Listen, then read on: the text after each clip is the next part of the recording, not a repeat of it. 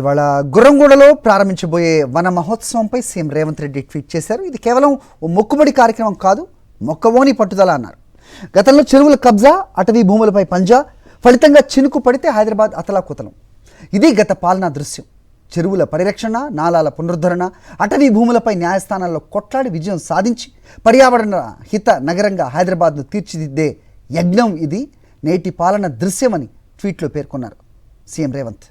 2021లో గుర్రంగూడలో వరదల సమయంలో మల్కాజ్గిరి ఎంపీగా పర్యటించినప్పుడు తన మదిలో కలిగిన ఆవేదన నుంచి పుట్టిన ఆలోచనకు ఆచరణ ఇవాల్టి గుర్రంగూడ అటవీ భూమిలో జరిగే ఈ వన మహోత్సవాన్ని గుర్తు చేశారు.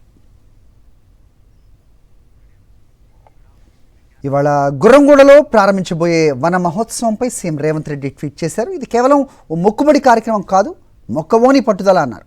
గతంలో చెరువుల కబ్జా, అటవీ భూములపై పంజా, ఫలితంగా చినుకు పడితే హైదరాబాద్ అతలాకుతలం. ఇది గత పాలనా దృశ్యం. చెరువుల పరిరక్షణ, నాలాల పునరుద్ధరణ, అటవీ భూములపై న్యాయస్థానాల్లో కొట్లాడి విజయం సాధించి పర్యావరణ హిత నగరంగా హైదరాబాద్ను తీర్చిదిద్దే యజ్ఞం ఇది నేటి పాలన దృశ్యమని ట్వీట్లో పేర్కొన్నారు సీఎం రేవంత్. 2021లో గుర్రంగూడలో వరదల సమయంలో మల్కాజ్గిరి ఎంపీగా పర్యటించినప్పుడు తన మదిలో కలిగిన ఆవేదన నుంచి పుట్టిన ఆలోచనకు ఆచరణ ఇవాల్టి గుర్రంగూడ అటవీ భూమిలో జరిగే ఈ వన మహోత్సవాన్ని గుర్తు చేశారు.